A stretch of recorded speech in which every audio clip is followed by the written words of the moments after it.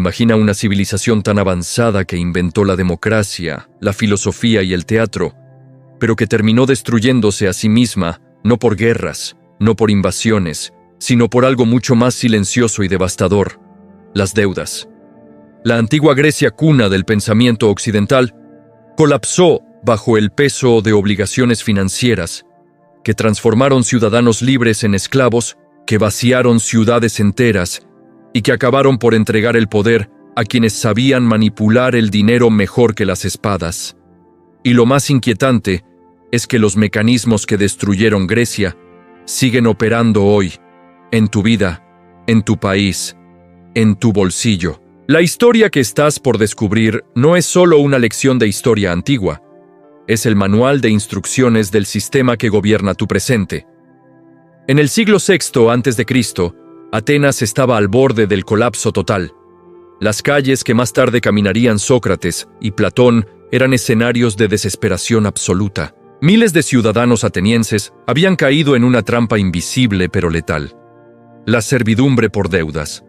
En aquella época, cuando un griego común no podía pagar lo que debía, la ley era clara y brutal. Primero perdías tus tierras, después tu libertad, y finalmente tu familia podía ser vendida como esclavos para saldar la deuda. No estamos hablando de criminales o vagabundos. Eran agricultores, artesanos, soldados que habían defendido la ciudad. Hombres libres convertidos en propiedad humana por el simple hecho de haber pedido prestado en un momento de necesidad. Las deudas no surgían por lujo o excesos. Un año de malas cosechas, una enfermedad, una boda, un funeral. Cualquier evento inesperado empujaba a las familias hacia los prestamistas.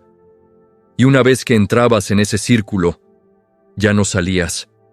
Los intereses se acumulaban, las deudas crecían, y lo que comenzaba como un pequeño préstamo para sobrevivir el invierno terminaba costándote todo lo que eras. La ciudad se estaba dividiendo en dos clases irreconciliables: los acreedores, que acumulaban tierras, poder y riqueza, y los deudores, que perdían su dignidad, su libertad y su futuro.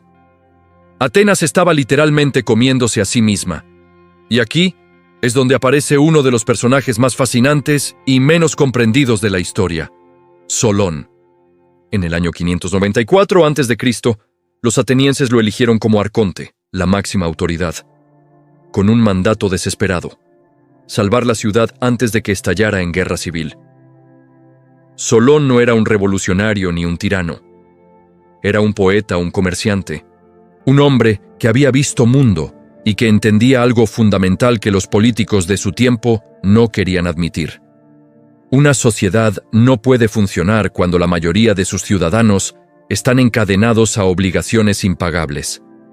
La primera medida de Solón fue radical y sin precedentes. La llamó seisachteia, que literalmente significa sacudirse la carga. Con un solo decreto, Solón canceló todas las deudas pendientes en Atenas. Lee eso otra vez, porque es importante. No renegoció los términos, no bajó los intereses, no creó planes de pago. Simplemente las borró.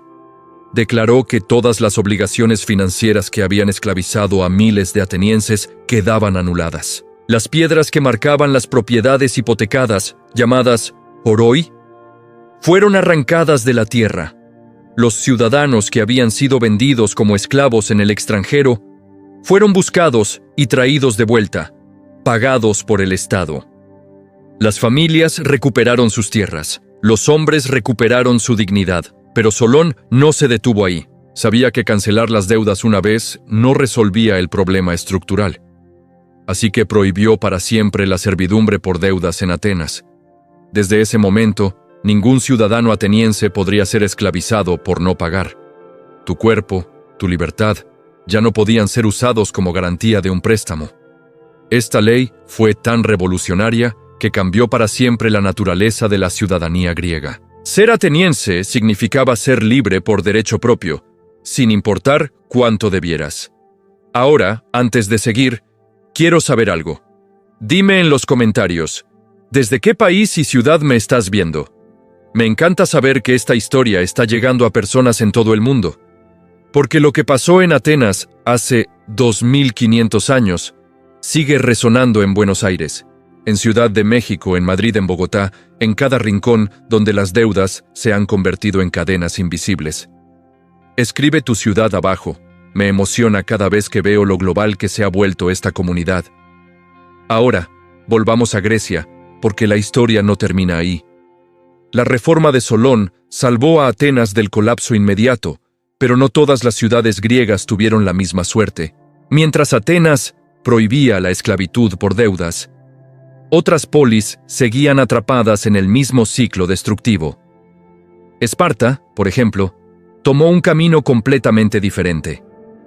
Los espartanos conquistaron a sus vecinos, los mesenios, y los convirtieron en hilotas, una clase de siervos atados a la tierra que trabajaban para sostener la maquinaria militar espartana. No necesitaban deudas para controlar a la población. Usaban la conquista y el terror. Pero incluso Esparta no pudo escapar de las consecuencias económicas de la guerra constante. Mantener un ejército profesional permanente era carísimo, y eventualmente hasta los espartanos tuvieron que recurrir a préstamos de templos y ciudades aliadas. En otras ciudades griegas, los prestamistas operaban sin restricciones. Los templos religiosos funcionaban como los primeros bancos. Prestaban dinero a interés, acumulaban riquezas, y cuando los deudores no podían pagar, se quedaban con tierras y propiedades. La religión y las finanzas estaban entrelazadas de una manera que haría sonrojar a cualquier banquero moderno. Los sacerdotes manejaban los préstamos, y el miedo a los dioses se mezclaba con el miedo a perder todo. Durante el siglo V a.C., Atenas vivió su edad dorada. Con las reformas de Solón como base, la ciudad construyó la primera democracia del mundo. El Partenón se levantó en la Acrópolis. Los dramaturgos Esquilo, Sófocles y Eurípides escribieron tragedias que todavía se representan hoy.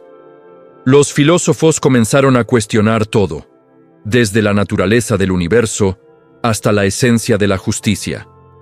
Atenas se convirtió en el faro intelectual del Mediterráneo. Pero esta gloria tenía un precio, y ese precio se pagaba con plata, mucha plata. Las guerras médicas contra Persia habían dejado a Atenas como la potencia naval dominante del Egeo.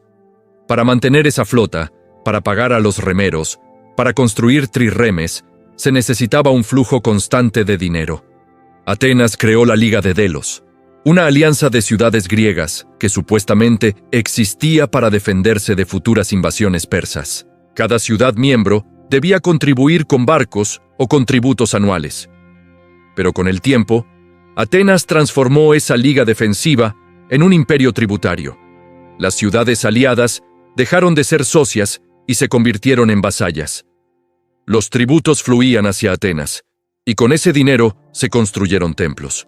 Se pagaron obras públicas, se financiaron festivales. Pericles, el líder ateniense, declaró con orgullo que Atenas era la escuela de Grecia. Pero muchos griegos veían algo diferente. Una ciudad que vivía del trabajo y el dinero de otros. Y aquí es donde la lógica de la deuda imperial comienza a mostrarse. Atenas no solo cobraba tributos, también prestaba dinero a las ciudades más débiles. Si una ciudad no podía pagar, Atenas enviaba colonos, guarniciones militares, o simplemente se quedaba con sus recursos. La deuda se convirtió en una herramienta de control. No necesitabas conquistar una ciudad con violencia si podías someterla con obligaciones financieras. Este modelo, esta idea de usar el dinero como cadena, es el mismo que los romanos perfeccionarían siglos después y que los imperios modernos llevarían a su máxima expresión. Pero el sistema tenía una grieta fatal. Esparta, la gran rival de Atenas, observaba con desconfianza creciente. Esparta no era una potencia naval ni comercial. Era una máquina militar terrestre, y veía el imperio ateniense como una amenaza existencial. En el año 431 a.C. estalló la Guerra del Peloponeso, un conflicto que duraría casi 3 décadas y que destrozaría a toda Grecia. Y aquí es donde las deudas vuelven a entrar en escena, pero esta vez a una escala mucho mayor. Financiar una guerra larga y devastadora requiere cantidades masivas de dinero. Atenas comenzó a vaciar las reservas de plata del Partenón, las mismas riquezas que habían sido acumuladas con los tributos imperiales. Pero no fue suficiente. La ciudad tuvo que aumentar impuestos, forzar contribuciones de los ricos y eventualmente recurrir a préstamos de templos y particulares. Los ciudadanos atenienses, que habían sido liberados de la servidumbre por deudas siglos atrás, ahora veían cómo su ciudad entera se endeudaba para sobrevivir. Esparta, por su parte, recibió financiamiento de Persia. Sí, el mismo imperio que Grecia había derrotado en las guerras médicas, ahora prestaba dinero a Esparta para destruir a Atenas. Los persas entendieron algo brillante.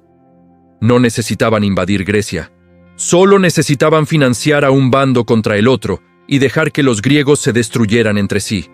Y funcionó.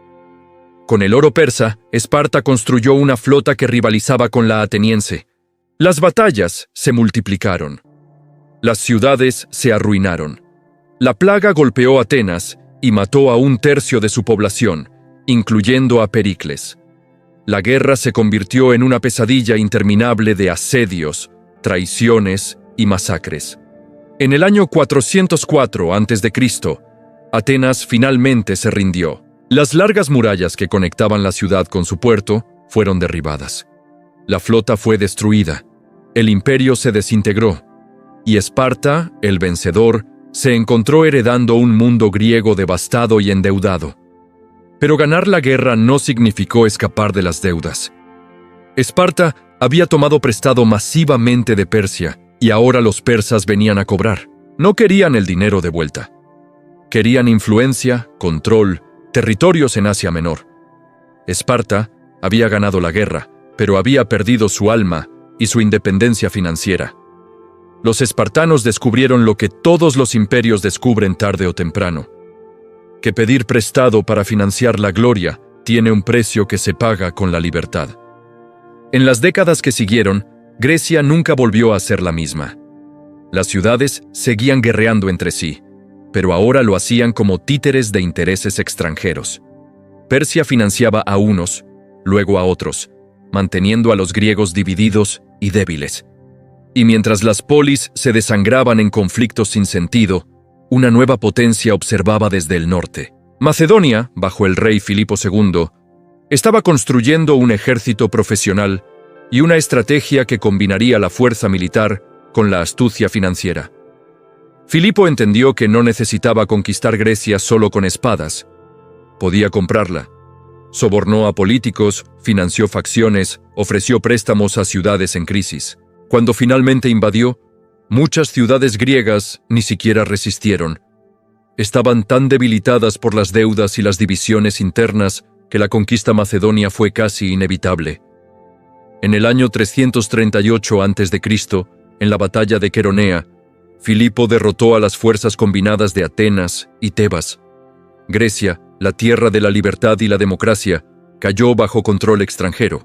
Y una de las razones clave de esa caída fue que las ciudades griegas habían gastado décadas, destruyéndose económicamente unas a otras, acumulando deudas, perdiendo recursos y permitiendo que potencias externas las manipularan con dinero. Ahora, conecta esos puntos con el presente. ¿Cuántos países hoy están atrapados en ciclos de deuda con el Fondo Monetario Internacional, con el Banco Mundial, con acreedores internacionales? ¿Cuántas naciones se ven obligadas a recortar servicios públicos, privatizar recursos y aceptar políticas económicas impuestas desde fuera porque no pueden pagar lo que deben? La historia de Grecia no es solo historia antigua. Es el prototipo, el borrador original del sistema que todavía domina el mundo. Los griegos inventaron la democracia, pero también descubrieron cómo las deudas pueden destruir la democracia. Inventaron la filosofía, pero aprendieron que la filosofía no te salva cuando tus acreedores vienen a cobrar. Y aquí está la parte más perturbadora. Las lecciones que Solón enseñó, las reformas que salvaron a Atenas por un tiempo, han sido olvidadas o ignoradas intencionalmente por quienes diseñan los sistemas financieros modernos. Solón entendió que una sociedad no puede funcionar cuando la mayoría de su población está encadenada a deudas impagables. Entendió que la estabilidad social requiere liberar a las personas de obligaciones que las esclavizan. Pero los arquitectos del sistema actual han tomado el camino opuesto. Han construido economías enteras que dependen de mantener a las personas, a las empresas y a los gobiernos perpetuamente endeudados. Porque cada pago de interés, cada mes que pasas pagando una hipoteca, cada año que un país transfiere parte de su presupuesto a acreedores extranjeros, es una transferencia de riqueza de abajo hacia arriba. Es el mismo mecanismo que destruyó a los campesinos atenienses antes de Solón, pero operando ahora a escala global. Piensa en tu propia vida. ¿Cuánto de tu sueldo mensual se va en pagar deudas? Hipoteca, tarjetas de crédito, préstamos estudiantiles, financiamientos de coches. Cada uno de esos pagos es una parte de tu futuro que ya está comprometida. Y lo más insidioso es que el sistema está diseñado para que nunca termines de pagar. Las tarjetas de crédito con intereses que se capitalizan mensualmente. Las hipotecas a 30 años que te hacen pagar el doble del valor de la casa. Los préstamos estudiantiles que te persiguen durante décadas. No es un accidente. Es un diseño. Porque un ciudadano endeudado es un ciudadano controlado. No puedes arriesgar tu trabajo si debes 3 meses de hipoteca. No puedes protestar demasiado si tus acreedores pueden arruinarte con una llamada. No puedes imaginar un futuro diferente cuando todo tu presente está hipotecado. Los griegos lo llamaban servidumbre por deudas. Nosotros lo llamamos responsabilidad financiera. Pero la jaula es la misma, solo que ahora tiene mejor marketing. Y esto no solo afecta a individuos. Países enteros están atrapados en esta lógica. Argentina, Grecia moderna, Líbano, Zambia, Sri Lanka. La lista es larga y sigue creciendo. Naciones que piden prestado para pagar deudas anteriores, que aceptan condiciones cada vez más duras de organismos internacionales, que ven cómo su soberanía se evapora porque los acreedores tienen más poder que los votantes.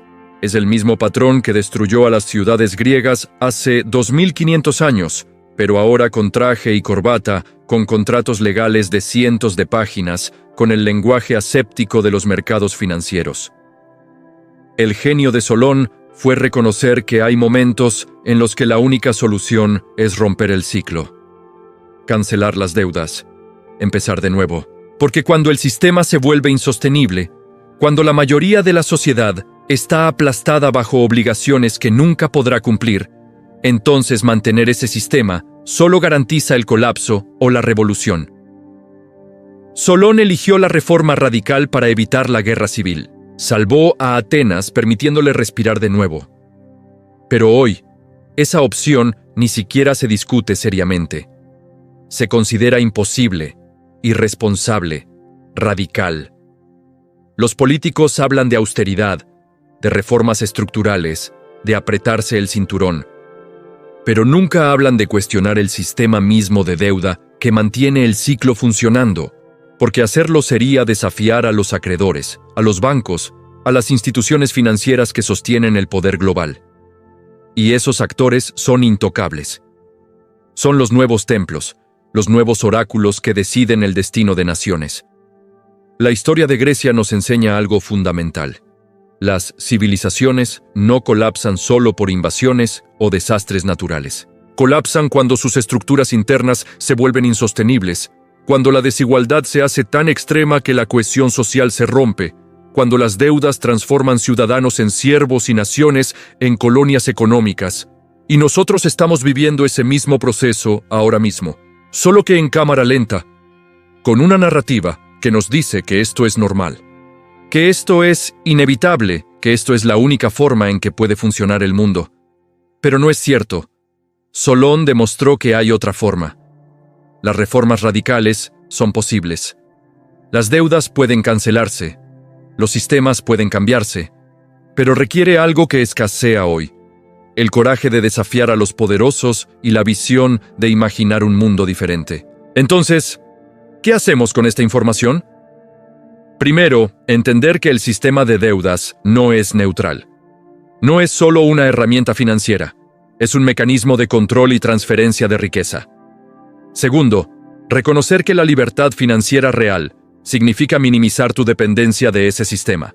Cada deuda que evitas, cada compra que no financias, cada mes que vives por debajo de tus posibilidades es un acto de resistencia. Y tercero, exigir de nuestros líderes políticos el mismo coraje que tuvo Solón. Exigir que se hable de cancelación de deudas estudiantiles, de reestructuración de deudas nacionales, de regulación seria de las instituciones financieras. Porque si no aprendemos las lecciones de la antigua Grecia, estamos condenados a repetir su destino. Y ahora viene lo importante. Si este video te hizo ver las deudas de otra manera, si conectaste los puntos entre la antigua Grecia y tu vida hoy, quiero que escribas en los comentarios esta frase. Las deudas no son mi destino. Quiero ver esa frase repetida cientos de veces en los comentarios. Quiero que se convierta en un recordatorio para todos los que pasen por aquí, de que entendemos el juego, que no somos ingenuos, que sabemos que nuestra libertad depende de liberarnos de estas cadenas invisibles. Escribe ahora, las deudas no son mi destino. Y después de escribir eso, quiero pedirte algo más. Suscríbete a este canal. No porque necesite números, sino porque cada suscriptor es una persona más que está dispuesta a mirar la historia con ojos críticos, a entender los patrones que se repiten, a no tragarse la narrativa oficial sin cuestionar. Este canal existe para mostrarte las conexiones que nadie más te muestra, para revelarte cómo el pasado explica el presente y cómo ese conocimiento te da poder. Y dale like a este video, porque cada like le dice al algoritmo que este contenido importa, que hay personas que quieren entender en lugar de solo consumir, que hay una audiencia para la verdad histórica, no para la propaganda. Y ahora, algo más. El próximo video que voy a subir va a explorar otra civilización que fue destruida por mecanismos financieros que casi nadie conoce. Un imperio que parecía invencible hasta que el dinero lo pudrió desde dentro. Y las similitudes con lo que está pasando ahora mismo te van a dejar helado. No puedo decir más, pero si este video te atrapó, el siguiente va a ser aún más revelador. Así que asegúrate de estar suscrito con la campanita activada, porque cuando lo suba, vas a querer verlo inmediatamente. La historia sigue hablando. Solo necesitamos escucharla.